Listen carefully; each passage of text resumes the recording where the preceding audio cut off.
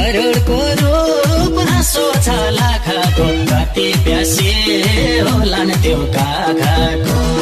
करोडको रूप हाँसो छ लाखको, कति प्यासी। मेरो भगवान, यो कलियुगमा कस्तो दुर्दशा लायो। जसले जन्म दियो त्यही आमा धरो धरो रुनु पर्ने, बुढेसकालमा एक्लै हुनु पर्ने।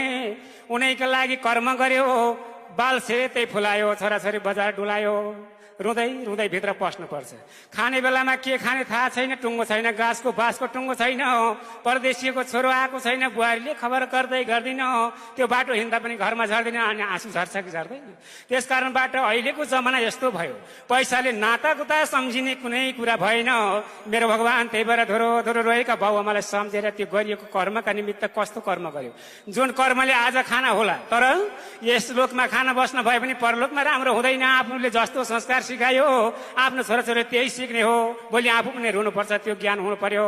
त्यही भएर भनिएको छ, भुल्न हुँदैन सुन, भुल्न हुँदैन बाउ आमालाई छोडी बाहिर।